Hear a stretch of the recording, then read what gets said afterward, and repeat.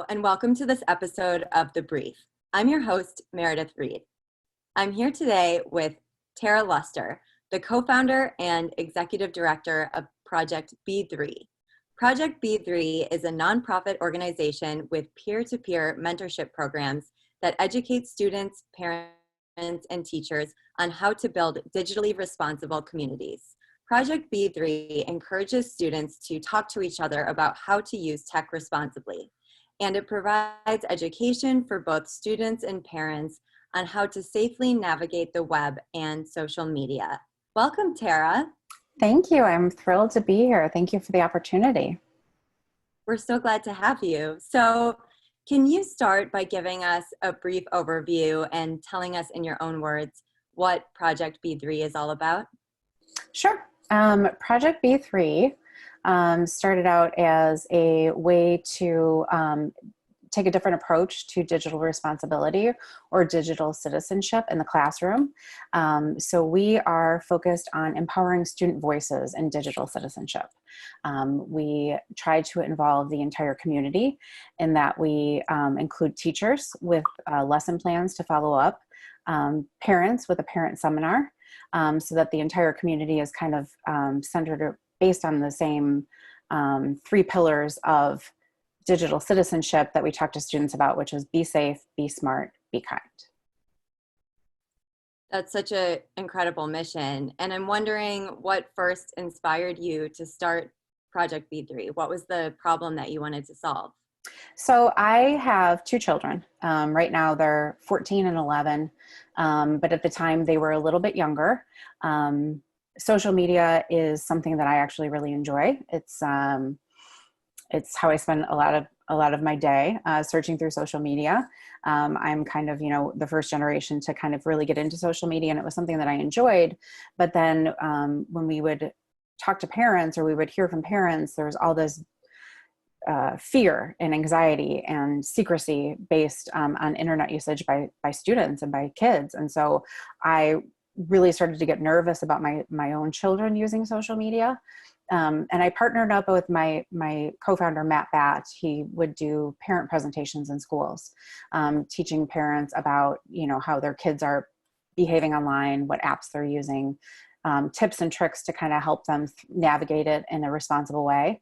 And what we kept hearing from parents was, that's great, but they're not listening to us. They're not listening to their parents. They're not listening to their teachers. And so we've got to figure out a way to give them this information in a way that they'll understand and absorb and really connect with.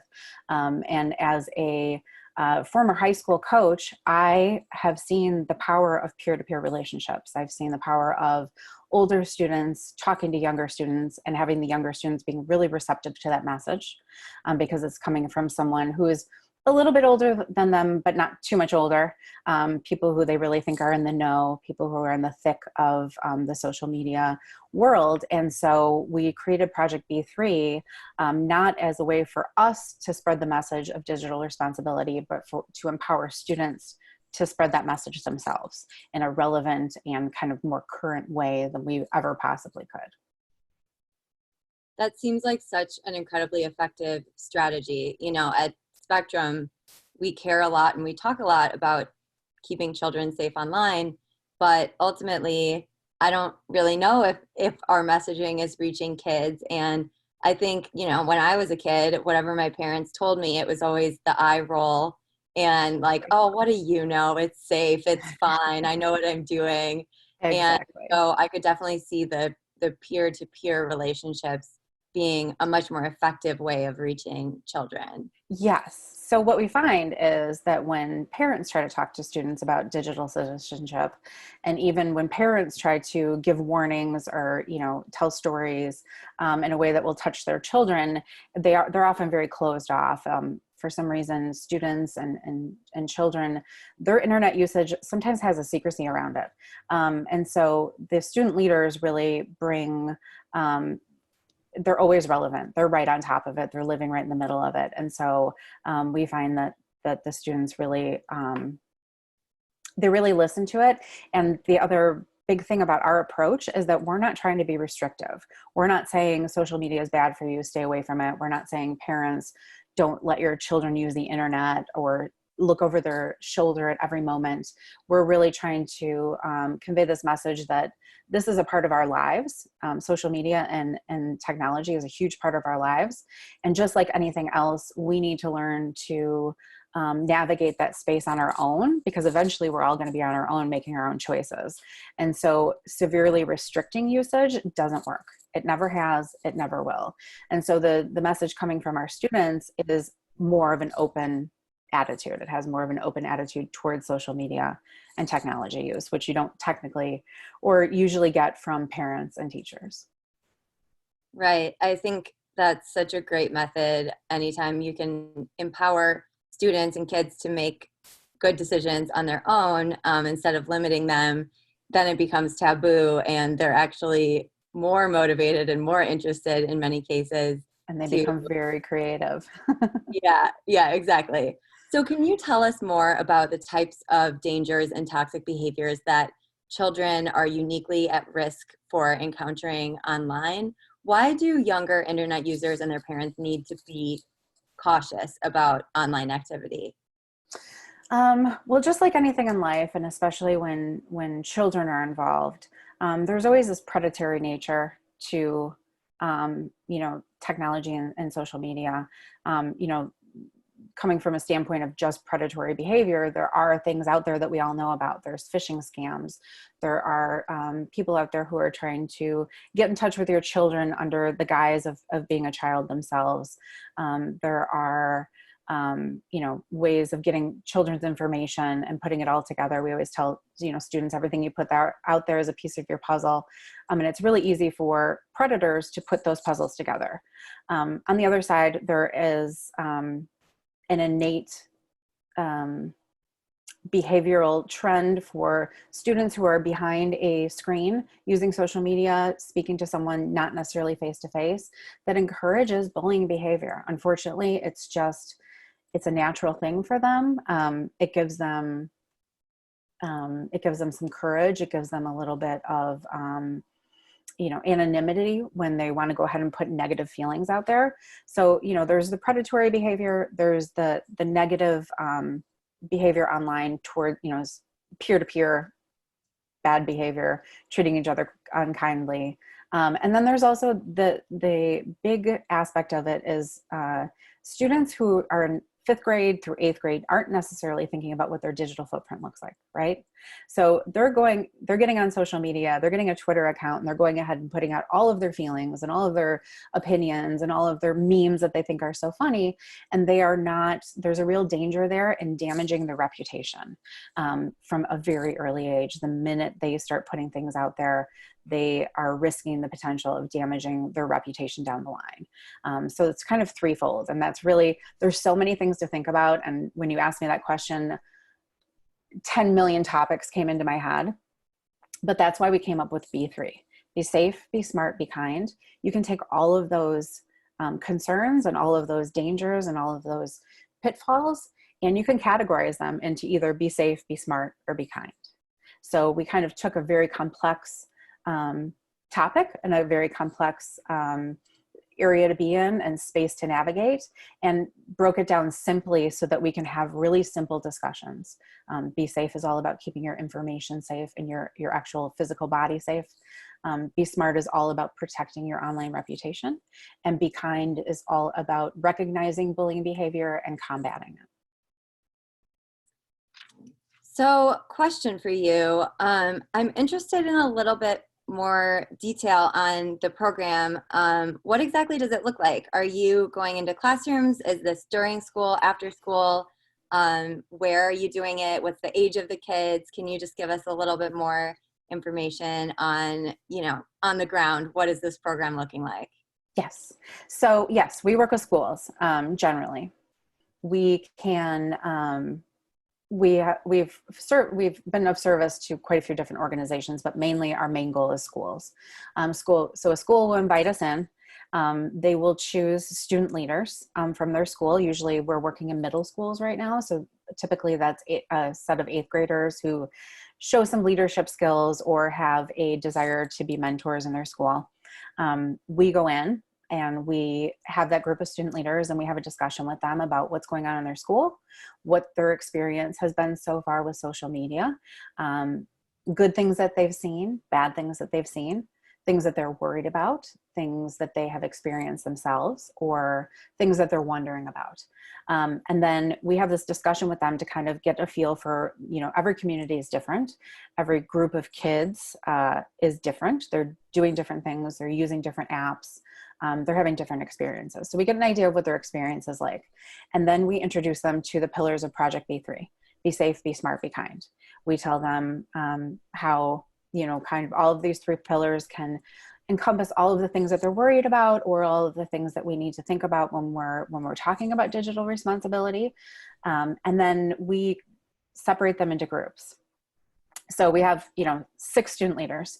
2 of them are focused on be safe. So they become the experts on how to be safe online. We have 2 of them that are focused on be smart, and they become the experts on how to be smart online. And then the last 2 are focused on be kind, and they become the experts in their school about how to be kind online. We take them through what we call our leader guide, which is a kind of a guide and a roadmap for them to develop a presentation. And the presentation consists of an activity that they do to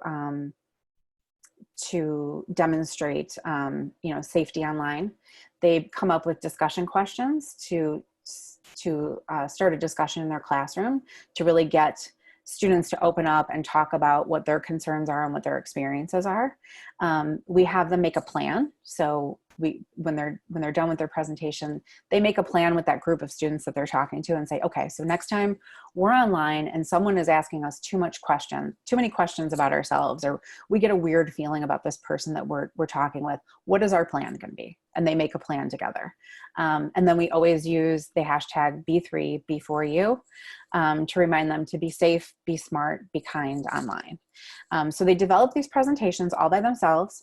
It's an open-ended kind of roadmap so that they can put things in that are most relevant to them. A lot of that comes out of that initial conversation that we have with them as to what is important to them and what do they find really to be a current topic. They use, photographs, and they use posts that they have found online, and they kind of develop an activity or a game for that. And then they go into classrooms 15 minutes at a time, and they give their presentations to the rest of the school. So they make it their way all the way through the school, and so that everybody is on board now with what Project B3 is all about. And they have some sort of, kind of basic understanding of what it means to be safe, smart, and kind, and how they can use some of those skills that they've learned in those presentations or workshops, sometimes we call them, to kind of use in their journey moving forward on social media and technology. And so at this point, it's 8th graders that are leading this program. Is that correct? At this point, it is. That's our general approach. Logistically, it's the easiest. Lots of schools are kind of broken up into, elementary school, middle school, high school. So right now we use 8th graders, and oftentimes they go through their middle school and they talk to all the students in their middle school. And sometimes they even get on buses and go visit the elementary schools later on in the year and visit those students as well, so that they can also get the same sort of education. And then once we're done with that, once we've done that, we call that the kickoff, where we get everybody on board with the student leaders. Then we do a parent presentation, and we bring the parents on board and say, hey, here's the language that we used with your kids when talking about this. Here is what we told your students. Here's what your students told us. And then we give them some guidelines on how they can kind of keep up this behavior at home, how they can use our kind of approach at home to keep their students safe, and kind of encompass the whole family in that journey. What is the biggest concern that you hear from students as far as their online safety? Is there anything that stands out to you? I would have to say that privacy comes up quite a bit. They want to know specifically, if I'm in Instagram, how private are my posts? If I'm online, and how vulnerable am I online? Because that's kind of the scare tactic they get from their parents, unfortunately. But the great news is that there's always an answer. If you're on Instagram and you're worried about your privacy, there's settings. We'll take you through the settings. We'll show you which settings to use to make it more safe for yourself. Another thing is bullying, obviously. There's a lot of cyberbullying. There's a lot of in-person bullying. Students are hesitant sometimes, especially in person. Students are hesitant to jump in and when a bully is creating some sort of wrath. And so they worry about online putting themselves in the line of fire if they were to stand up to a bully. And so we go through all of the ways that they can, kind of combat cyberbullying. So being an upstander, and there's a bunch of different ways you can be an upstander. You can be an upstander right in that moment. You can be an upstander by quietly, privately reaching out to the victim of the bullying. Or, you can kind of do a group mentality and ask other people to help join you in, telling this bully, hey, we're not standing for that. There's a whole group of us that are not willing to put up with your behavior. So those are the two main things, are, online privacy, because that's what they're scared about. And then that bullying factor. And then surprisingly, the thing that they are often surprised by themselves when we talk to them about how to be smart online and building a digital footprint and how it really, you want to be on a high school team, you want to go to college, you want to get a job, you want to join a church and be part of a group of friends, that a lot of times the things that you posted online 10 years ago could come up and thwart your progress. And so that's something that actually surprises them. And then they become concerned with it. Once we've kind of brought it to their attention, then that becomes a concern as well. Yeah, I think that's something I can relate to from being younger. I think you get kind of tunnel vision in the here and now, and you don't necessarily think about how the funny picture that you post might have negative repercussions on literally your future and where you're able to go to college and maybe a job that you want to get. So it's really great that you're drawing attention to that. Yeah. So coming from the other side of the coin, what do you think parents are most concerned about that you find to be the most perhaps ill-informed?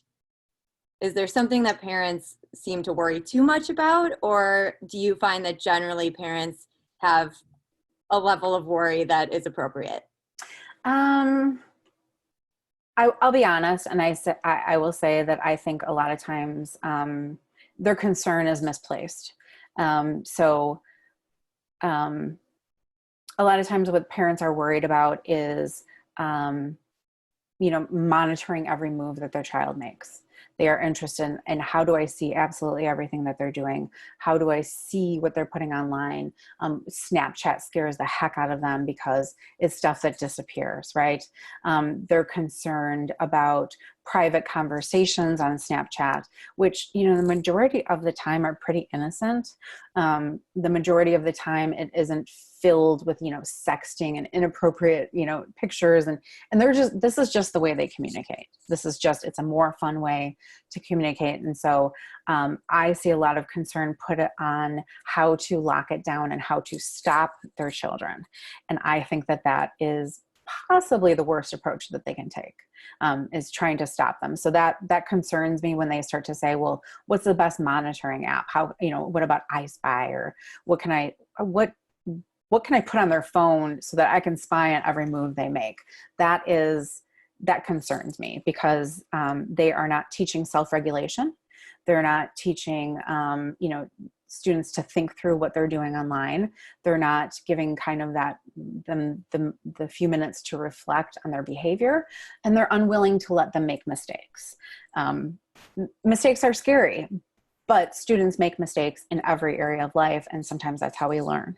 And unfortunately, parents' fear of mistakes and parents' desire to micromanage their online behavior creates a secrecy with their students. Their parents are not going to go to them when they make a mistake. They're not going to ask for advice or guidance or be open to guidance when the parent's main approach is to shut it down or spy. So that's the main concern that I see with parents. I think that they need to focus more on educating themselves on a regular basis. We go in and we tell parents about top apps that students are using and what our concerns are with them. We've tended to focus on that less and less in our parent presentations because we all know that next week it's going to be a new app, or next month it's going to be a new app, and we can't come back and educate you on all of those. So we really try to steer parents in the direction of educating themselves and staying up to date on what are the latest trends, and having open communication with their students, because that is really the best way to guide them through kind of this life experience. Parents go for these resources if they don't have programming like this in their area? Where do they go for them? Sorry, did I just break up? Yes, a little bit, yes. Okay, I'll do it again. Okay. So where can parents go for resources like this if they don't have programming like this in their area? Okay. So our very favorite source of information is Common Sense Media. It is an absolute treasure trove of anything that you need to know about media or technology. Anytime we go to watch a movie with our family, we go there and make sure that there's not any surprises in the movie. They have really great kind of small videos, small bites of videos explaining trends that are online or doing app reviews. We love Common Sense Media. It's the best place to go for all things digital.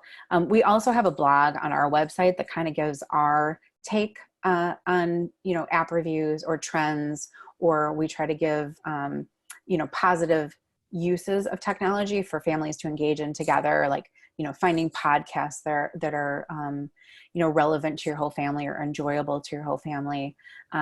We tell them about, some apps that we're a little concerned about, but we also give them ways, hey, this is a little bit scary, but here's, A, B, and C that you can do to make it a little bit more safe for your child so that they're allowed to use it.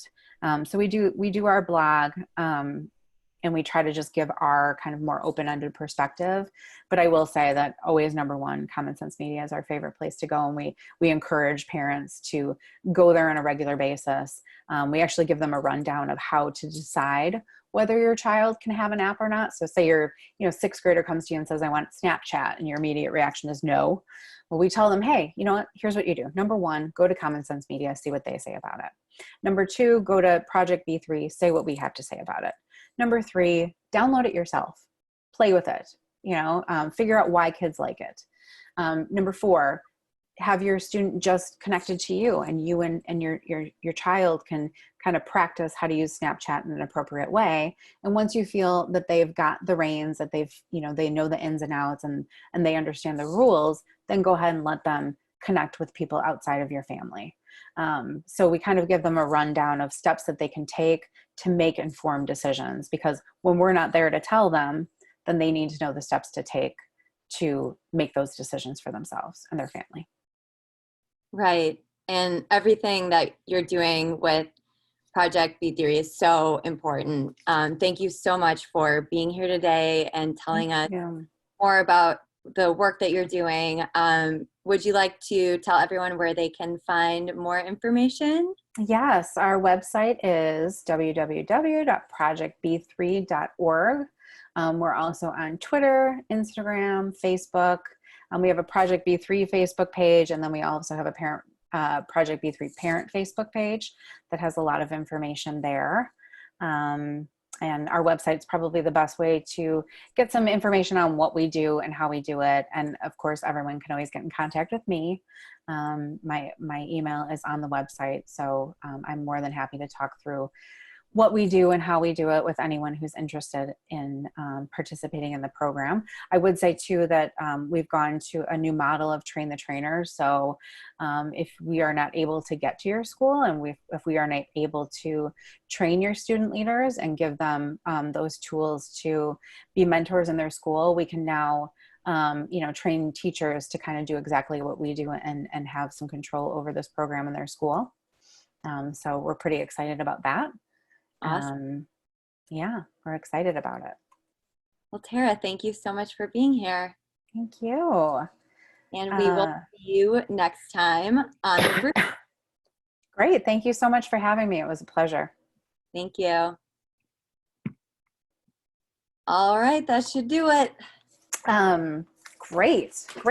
So the one thing we didn't talk about was Project C3, which is the high school program that we're launching. Oh, I don't know if you want to, I'd really love to, because I think it's really exciting. And I think it's really relevant and will be a great tool for schools. Sure. If there's, if you just have a few minutes, because it's my baby right now. Okay. Sorry. No, it's totally fine. I should have asked. I also have a cough. Sorry. So I know that you're doing this program in the middle schools, but do you have any plans to expand this to other age groups, like in the high schools? Meredith, I'm so glad you asked. Yes, actually, we have developed a new program for high school students. So once you have kind of the base of Project B3 and you get those building blocks of how to, work responsibly online and use social media in a responsible and safe way, we have Project C3. And so C3 stands for Create, Contribute, and Connect. So what we're doing is we're putting an online, we're developing an online course that will teach students how to create content. So we're focused on video and vlogging, podcasting, website creation and blogging, graphic design and photography for social media. So we'll be doing a quick start guide on if you want to become a blogger or you want to really get into putting your designs online. We're going to give you a quick start guide on how to do that. What we found is students are really anxious to participate in social media, and there is absolutely a value in participating in social media. But unless you are creating things and contributing to the online community and really connecting with people and causes and groups that interest you, the value is kind of lost. So we're finding that students are kind of consumers of social media right now instead of being creators. So we're trying to create the next generation of creators. So we're doing a quick start guide, which is the create. The contribute part is all about how to contribute online in a safe and responsible way. So we're going through best practices, how to choose the right platform for your message, media literacy and responsibility, and then also like giving credit to sources. And then the final step of that is connect, and that is how to connect with people and causes and communities that are important to you. So we give them some instruction on how to build a community online, how to create a network, how to support other creators, and then how to kind of curate your feed so that you are sure that you're getting your message through kind of in a more pure way. So this is a course that students can take online. It's a course that teachers can use in their classrooms. And the end result actually of our course will be content for Project B3. So now we'll be getting the high school student voice into our main Project B3 program. So once they're done doing this course, they'll have a practice kind of project that they work on, and that will directly feed into our Project B3 program. And so completing the circle of being completely student-led, which we're really excited about. That is so cool. And I love the way that you're not only focusing on kind of the negative things to come out of the internet and how to protect yourself, but also how do you put positive, great content out into the universe on the internet and being a productive member of internet society. I think that's cool. Right. Instead of just re-meming and retweeting and just kind of watching everything go by, the value really lies in getting in there and contributing to that online community. There is such a value in social media. It was meant to connect people. And unfortunately, this kind of, we think these digital natives, as we call them, we think that they innately know how to, create a YouTube video, or they innately know, how to blog or do design and push it out there. And they don't, unfortunately, they don't. They're just watching everything go by. And so we really want to add that value back in. And we want to empower their voices, not only in their schools and in their communities, but, spread that through social media as well, and really contribute. There's so many kids out there with great ideas and passion and talent. And, right now, social media is the way to get that out there. Not to mention that, the fact that it speaks volumes on your digital resume, so to speak. So we're really, really excited to get that out there and see what these students come up with. Yeah, absolutely. Thank you for sharing that. Of course. Thanks for asking.